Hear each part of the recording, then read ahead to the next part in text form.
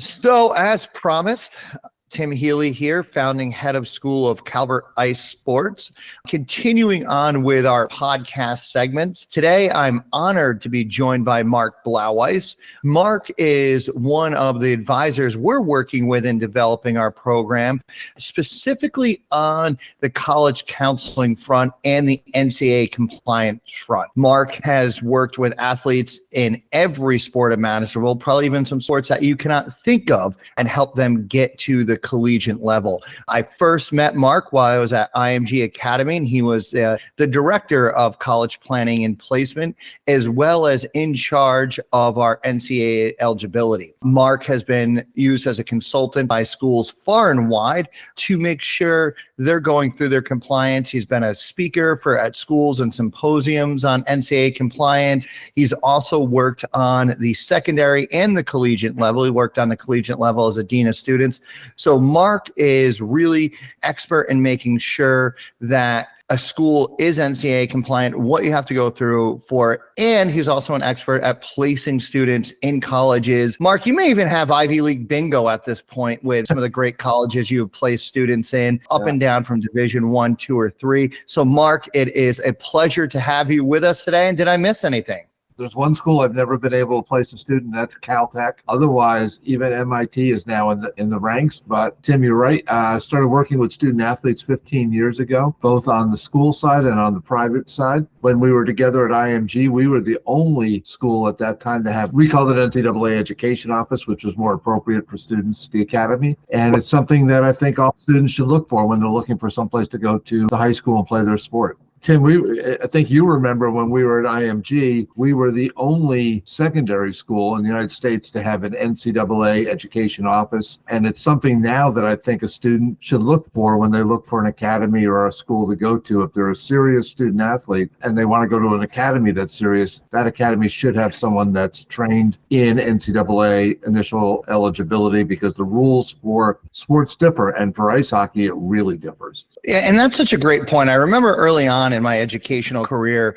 we had a student come over from Russia. The school was really fantastic, great academic reputation, placed students, really primarily lacrosse students, at all sorts of high levels.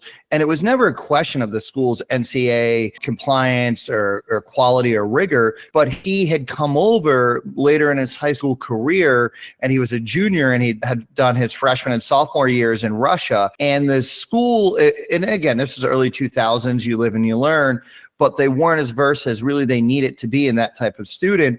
And he ended up, and he was a surefire Division I player, but he ended up not being able to get through the compliance, not because of his grades. He had great grades. And so he ended up having a great Division III career, but he went all the way to play in the American Hockey League and the KHL. So clearly when you're speaking about that type of pedigree, he was a Division I kid, but there was that hang up just because the school didn't have the background of international students coming in their junior or senior year and how to place them, and misplaced them in an ESL course that hung up his eligibility. And that's why it really is important to make sure the academy you're working with either has someone like Mark on staff, or is taking, advisement from Mark, or even has someone that they can play it off to. Because, in the case that we're talking about here, it had nothing to do with ability. The NCAA can be complex labyrinth, and making sure an academy has someone like Mark advocating through it is really key. So if you're a parent and your student is looking at XYZ Academy or a bunch of them,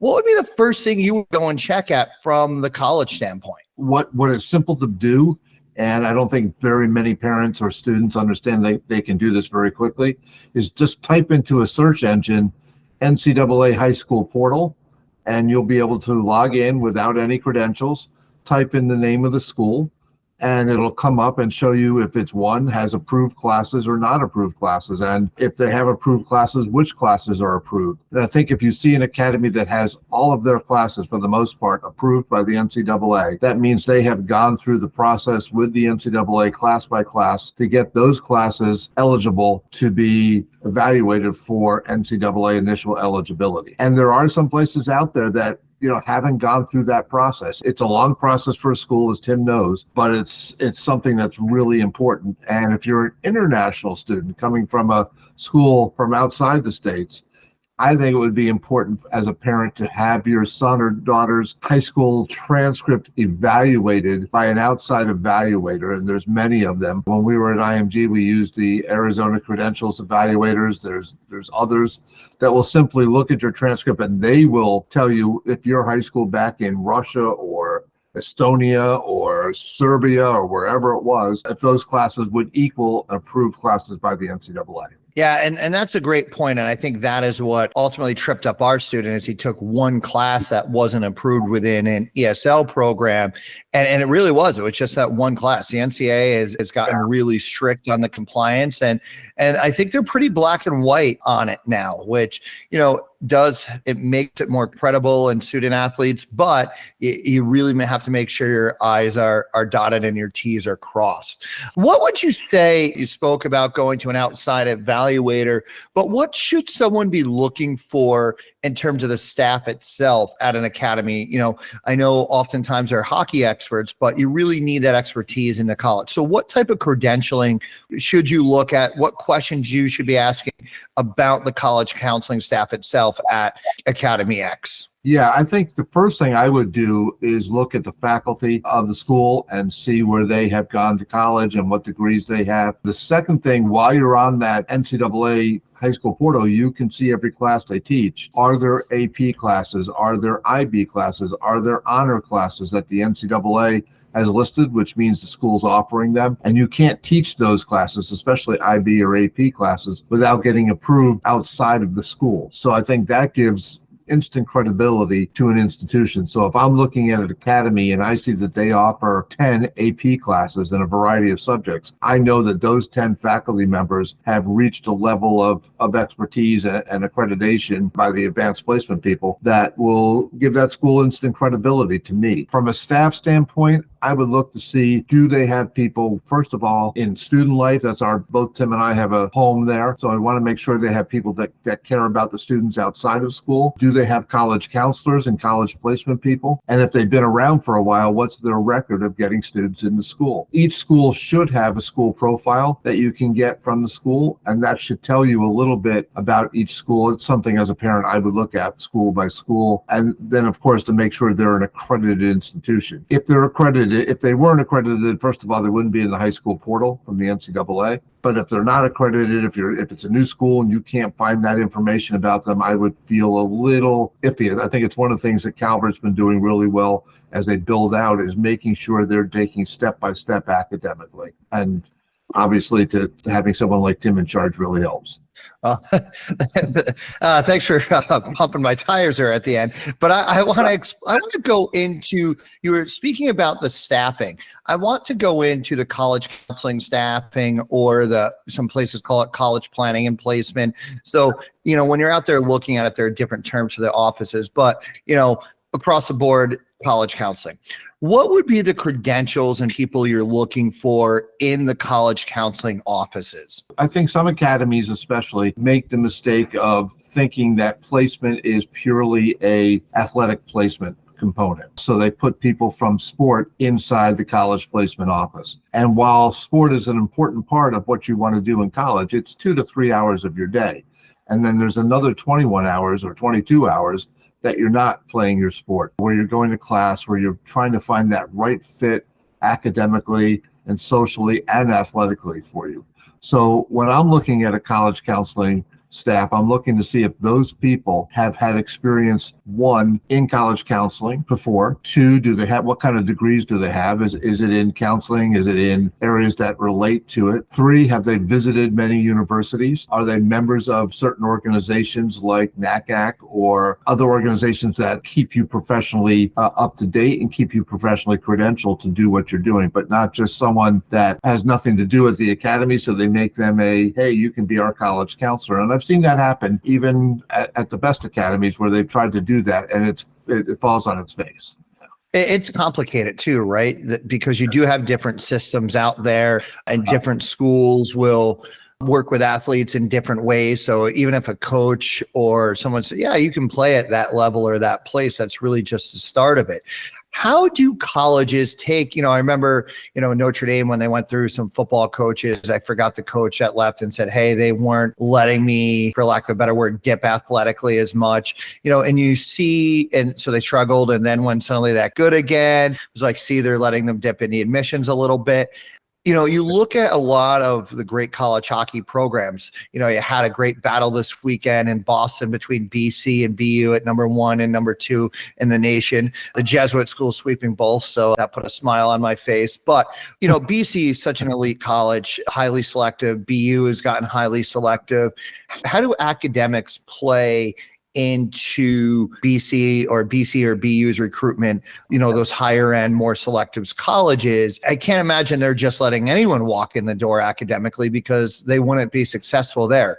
But yet I think some people think, well, if I'm good enough, I'm scoring, 100 points a year, any college will take me. How does that work for the highly selective colleges? I remember the most famous line I had when talking to a coach this was for tennis, that Rafa Nadal could have a 2.0 and low SAT scores, and I can't get him into my school to play tennis. So the first question I have gotten from coaches for the last 15 years, every coach from Nick Saban at Alabama to Josh Shapiro at Harvard, has been, how is the student doing academically? Will they fit at my institution? Will my admissions office be able to get them approved? The way I explain it to students is that a college athlete has to look like, on paper, academically, like every other student that's admitted to that institution. The difference being that, let's take Boston College as an example. They probably get over 50,000 applications a year, of which they're taking maybe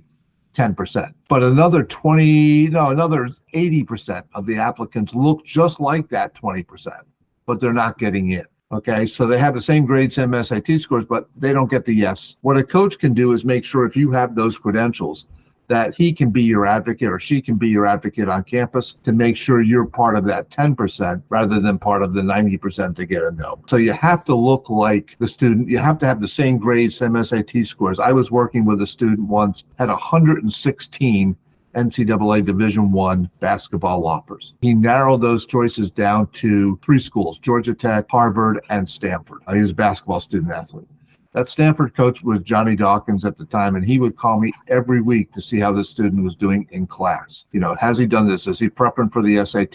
He had to have that advocate at Stanford to get in. He could have looked pretty good on paper just by himself, but he probably wouldn't have gotten in. Not because he wasn't strong enough academically. He was just another one of the 40,000 kids that applied. Building that advocate on campus is an amazing resource that sports can give you that probably nothing else does. Now, you can be the greatest musician, you can be the greatest chemist. You probably don't have that level of advocacy on campus that an athlete will have. But I will tell you with all certainty that if you're going to play hockey at Boston College, you're going to have to prove that you're able to do the classwork first and then play hockey second, or BU, or Notre Dame, wherever.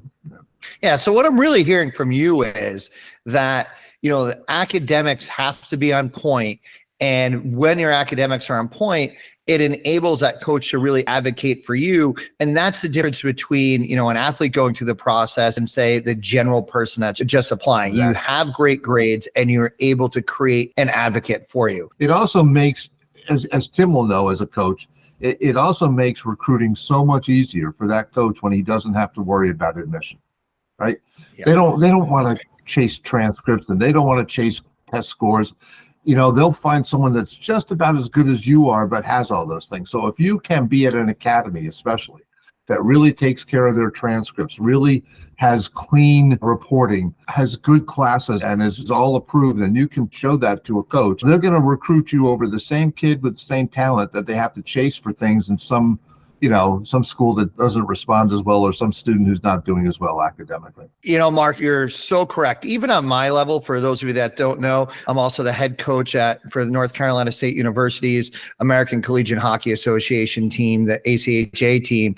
And that's the first question I ask when someone writes into me is, before I even look at video, before I even, sign on to Live Barn or Flow Hockey, I ask for their grades, I ask for their transcript. And if I see a kid that suddenly I know has 5 to 7 APs, their course rigor on lockdown. I see so many kids now that I have a 3.8, but you haven't really taken any rigor. That's not going to help you. At that point, then it's like, okay, I don't even have to worry about admissions. I can proceed here.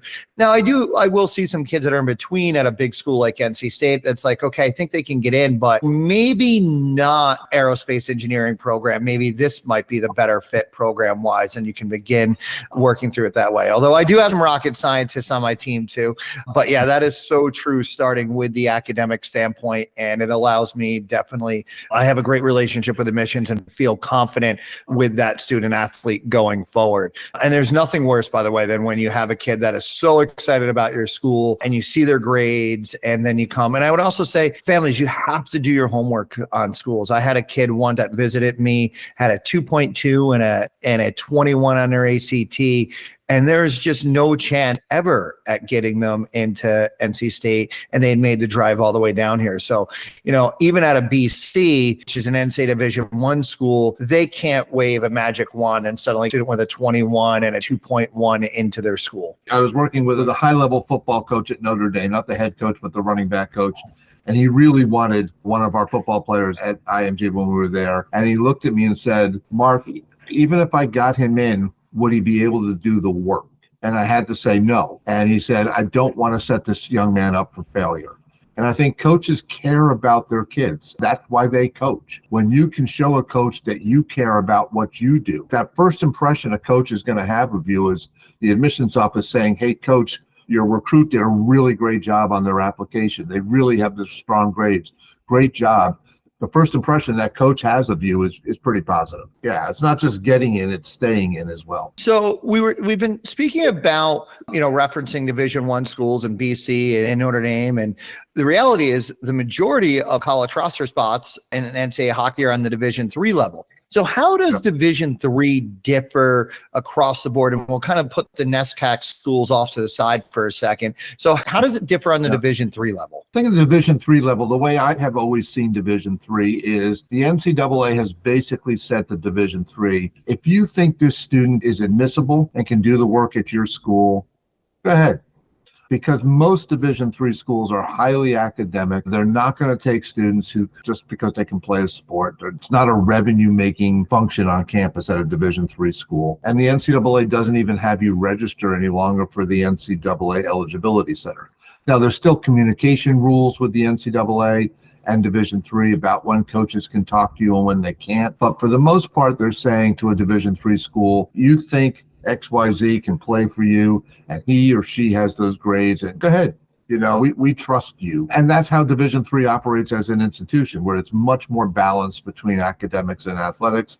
Academics are always going to come first. It's true student athletes at the Division III level. And the NCAA has seen that and has nurtured that a bit in the way they react. And then there's a subset of Division III schools that it's actually almost a little bit more complicated. And they've won probably as a conference the most national titles on the Division III level, with a lot of those coming from Middlebury. Middlebury have Trinity's top one there. Tufts is having a great year towards the top of the table. Williams has had some great teams. And we're talking about NESCAC schools. NESCAC stands for New England Small Collegiate Athletic Conference. It is one of the strongest Division III conferences on the ice, but academically it is without equal as a conference. And actually, if you look at the selectivity rates of the schools, even some of them are even more selective than Ivy League schools. And they have their own kind of special system within it. It's a banding system. Can we dive into that for a second? Because that can be a little bit complicated too. It is complicated. And the NESCAC conference is not only, like Tim said, is probably the best conference academically, certainly on the East Coast. And, when you've got Williams and Amherst and the schools like Tim was mentioning, Middlebury, Bowdoin, Bates, Colby, all those types of schools, you're talking about the elite of Division III, the small college equal of the Ivy League. They do work a little differently than the Ivy League in that they band. What Tim's saying is they have, I think, 3 bands. Tim, correct me when I'm wrong. You might A-band, know that. A-band, B-band, C-band. Yep. And coaches have the ability to manufacture a roster that incorporates all those bands as long as he's meeting or she's meeting the overall standards. So if you're a band 1 or band A, I guess it is, you have like over a 700 SAT score and certain GPA and When we say 700 SAT score, we mean in either math or English, one section, but not overall. One section, yeah. 14. Let's look at 1,400 overall, and you might be in a certain band A. So they're published bands. You can find them, but realize that a coach is playing each part of that band to create a team. To me, the answer I've always given students is just shoot for the A band, man.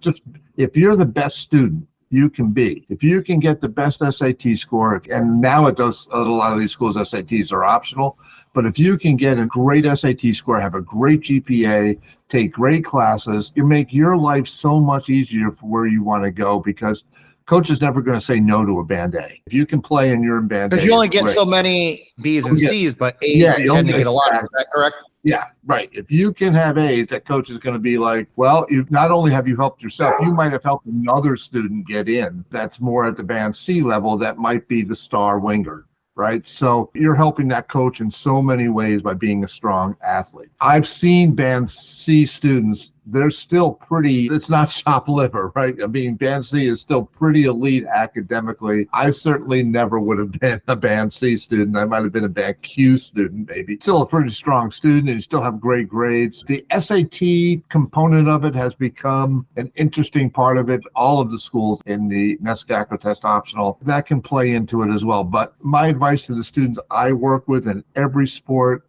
at every level and every country, is the best you can do academically, the best you can do on the SAT, even if it's test optional, makes your life easier and makes the coach's life easier and makes colleges love you. You got to remember, when a school's test optional, it's the best thing in their world too, because they just report the scores they get. And so they only report their best scores, because the kids that aren't reporting scores, they don't have to worry about. So it's a win-win for both the student and the institution. Great answer on that. And I wanted to actually dive into the test optional world.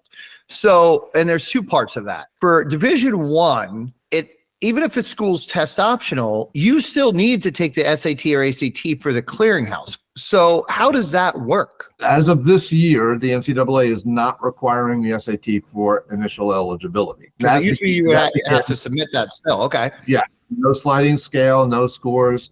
But that has been something they have been experimenting with since COVID. Will they go back to it? They do it year by year. Yes, you might be able to, in the future, apply to a school that's test optional academically and from an admission standpoint, but you might be required either by a conference that sometimes has done it, or by the NCAA to have an SAT score. So I would never take the foot, unless you're going to the University of California system, which legally is test blind, which means they can't take a test score. Unless you're going to those schools, then everywhere else, I would think of the SAT as something that you still need to prepare for, still need to take, still need to do the best you can, because it can only help you.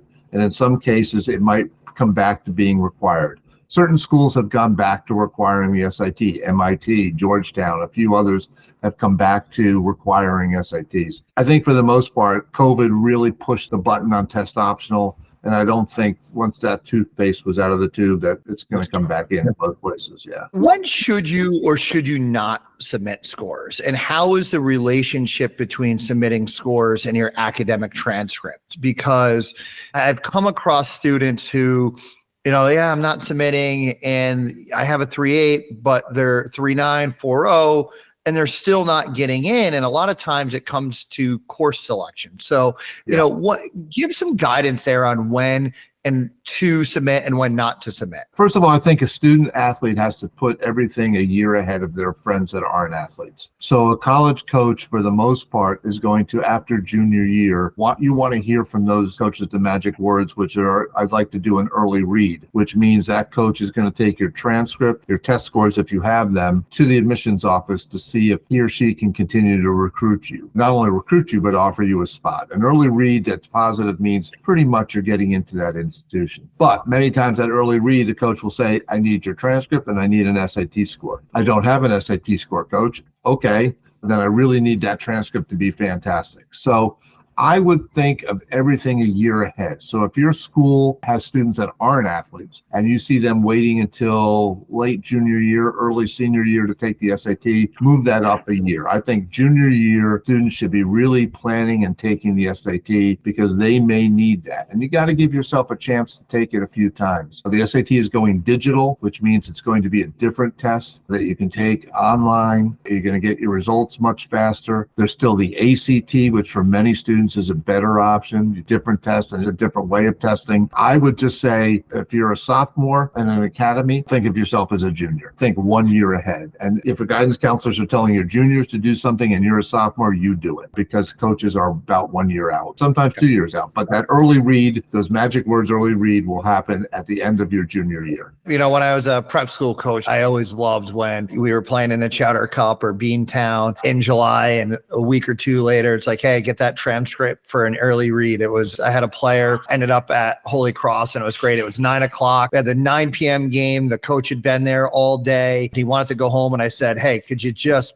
please watch this player. Opening faceoff, she ends up with the puck behind her own net, goes down, goes end to end, hits a water bottle shot. The coach walks out the door. I think when he was in his car, he emailed me about an early read. The irony is, as he was sending that email out, she proceeded to go on and probably have the worst game of her entire summer. But, you know, that one play, the coach had seen enough. And so, you know, and she was all upset after the game, like, hey, it went terrible. I go, actually, I have this early read request here. So I think we're in good shape. So it is, you know, those are really magical words to hear. Yeah, early read and likely letter are the magic words that I tell students at the elite level to hear. Now, students looking at schools that aren't at Boston College or Amherst or Trinity's level or Middlebury's level, you know, students that are going to B+ schools are still going to need at the end of junior year to get their stuff to admissions. And that includes places, Stanford, and from the most elite to the most normal type schools are going to ask you for stuff at the end of junior year. So that doesn't mean your senior year is something you can slack on because they won't let you. If you can push those AP classes up a little bit, if you can really excel, if you can get into some SAT and ACT prep program, whether it's Khan Academy online, which is free, or if you pay thousands of dollars for it, it's going to help you. No one is getting the scores that they're getting today without getting some help.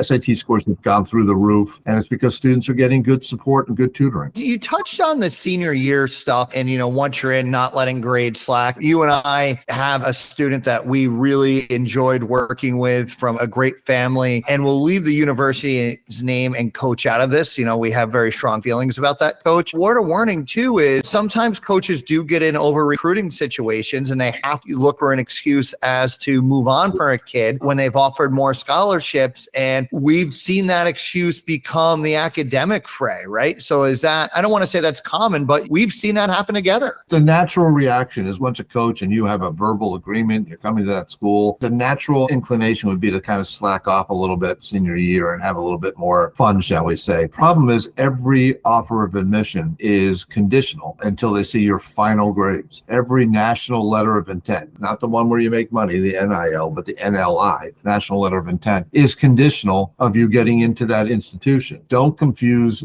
that with being admitted. So being admitted is a two-step process. You'll get a letter of admission that's conditional until they see your senior grades. Yes, we've seen students that have had some issues with that. Not often. I've not seen too many coaches at any level really screw a student over, but they can. They probably won't in ice hockey. They probably won't at Division III for sure, but we've seen it happen. And the best resource is to continue to be the strongest student so they can't use that as an excuse. And I think the most famous case that we actually worked on together was the coach, and not famous because it's not that out there publicly, but the coach used an attendance excuse of actually advisory attendance in a class, so not even grades. So that notion of making sure everything is buttoned up, right? Going to class, making all your commitments. You referenced that school profile earlier on. So anything that a university would end up seeing, like, because attendance records are sent as well, they should be. Anything that a university can end up seeing really needs to be buttoned up. And while they might not say it, I'll use Harvard as an example. Came to me when certainly with IMG, and there was a certain year where we had 4 or 5 students that were being recruited by Harvard. The admissions people said, we're not going to take 4 or 5 students from IMG. 2 of them have to change their mind and go somewhere else. And that was part of that basketball player I was talking about that ended up going to Stanford over Harvard. Probably the best movie ever made because he's now I think he ended up okay still.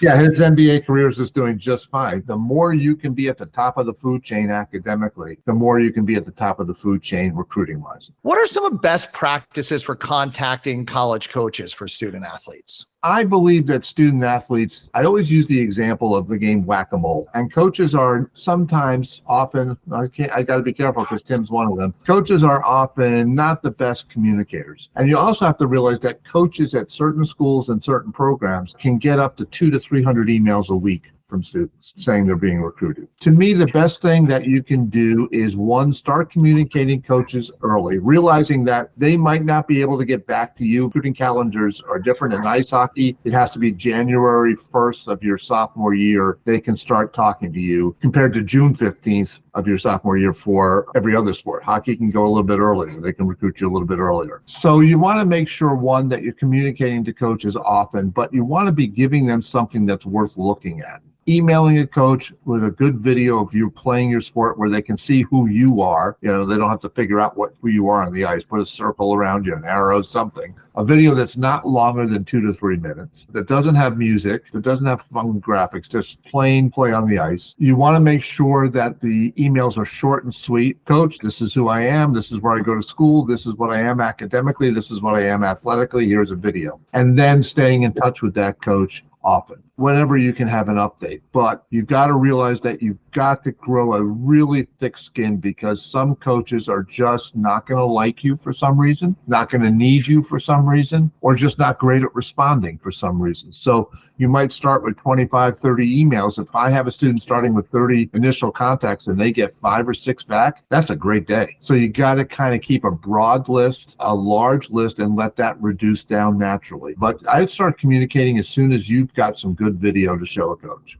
Yeah, and I would add one more thing onto that too. When I receive is making sure your academics are front and center in that email. I know that I am way more likely to write back to a kid right away if I see that they have 7 AP courses, a 4.0, over 1,300. I'm like, well, you know, that's someone we can dance with there taking into admission. So I would also make sure to lead with that as well if you have it as a compelling story. Even if you're a legacy of the school, demonstrate it, all those types of things that I know as a coach, okay, I have a better chance in admissions roulette. You know, as for an SCAC coach, I know, oh, this is an A-band kid. Things like that will also help get you a reply back. So, Mark, anything else that we haven't touched on that you think is really vital for parents? And actually, we haven't even asked that. What should the parent role be? You know, the parent role should be supportive. I believe that students and parents should be working together on the process, but the student is the captain. Tim and I have a colleague that we worked with for years, I still work with, who used to say the student is the CEO of his own future or her future. And our role is to be supportive,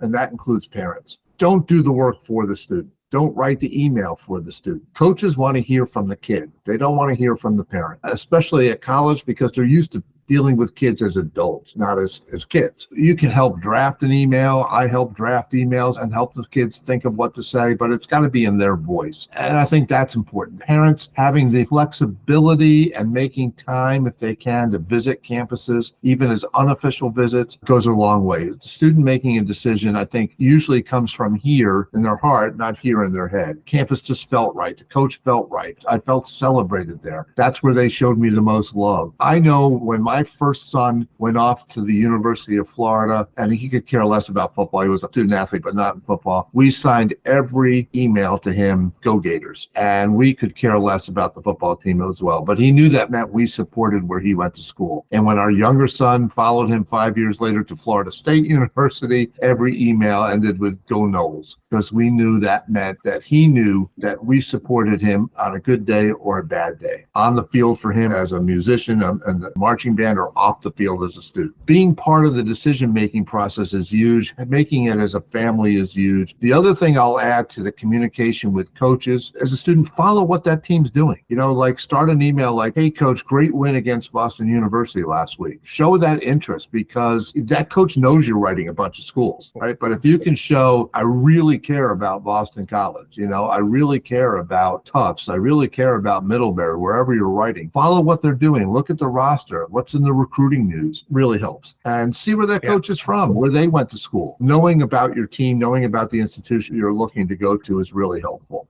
But doing it as a family, nothing can outplace that in my mind. Funny story about noticing. I had a recruit this year and we changed our forecheck midway through the fall semester.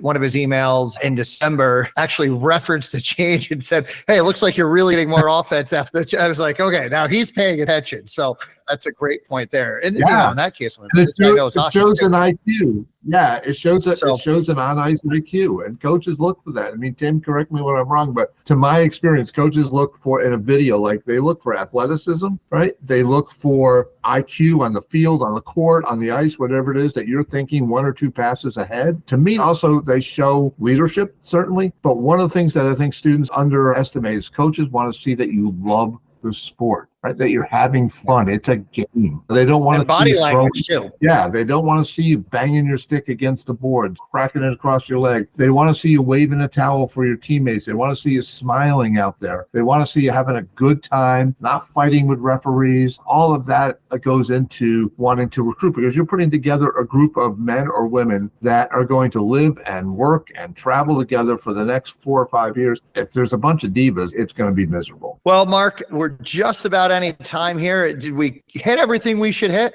I think we covered it all, Tim, and probably more some. I can blabber on. So good luck editing and cutting, and we'll be good. I appreciate it. And again, Mark, thanks for having us on. And, just some great information and things for families of student athletes to think about here. It's just pure gold, and loved it, and always loved chatting with you, and looking forward to you working with us as we bring this to life. So once again, Tim Healy here with Mark Blaweiss, college planning placement extraordinaire. Hopefully you'll get your Caltech kid someday to complete your, highly super selective bingo card. Thank you once again for hopping on with us. Appreciate it, Tim. Always a pleasure. Great seeing you, and thank you.